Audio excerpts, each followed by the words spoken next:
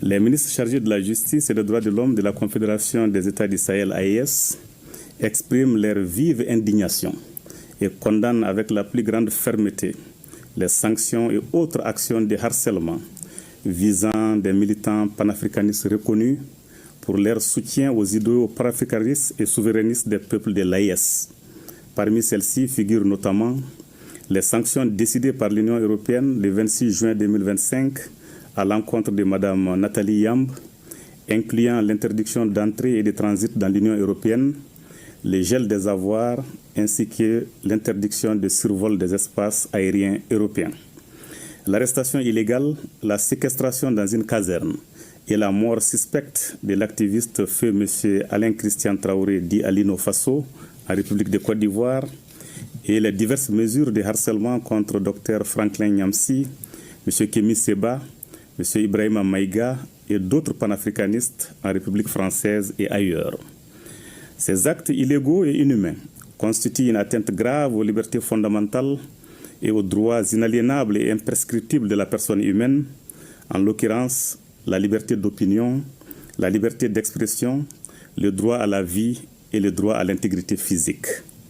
Ils violent de surcroît les principes même de la Déclaration universelle des droits de l'homme, de la Charte africaine des droits de l'homme et des peuples et de la Charte des droits fondamentaux de l'Union européenne. Ces sanctions, présentées sous le prétexte fallacieux de la lutte contre une prétendue influence extérieure, et ces actes ignobles ne sont en réalité qu'une tentative de museler les voix africaines qui revendiquent la fin du néocolonialisme et la construction d'un ordre international plus juste et équitable. En conséquence, 1.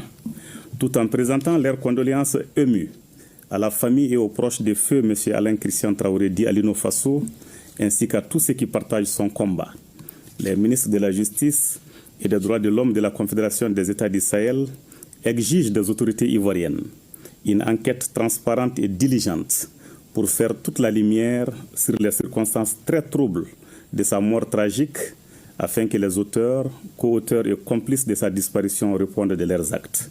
2.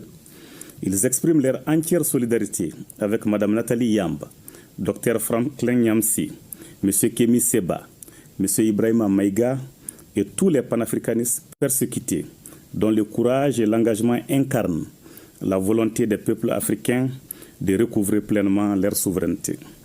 En outre, ils demandent aux autorités françaises de respecter les valeurs et principes qu'elles ne cessent d'instrumentaliser pour déstabiliser l'AES. 3. Les ministres chargés de la justice et des droits de l'homme de la Confédération AES condamnent les décisions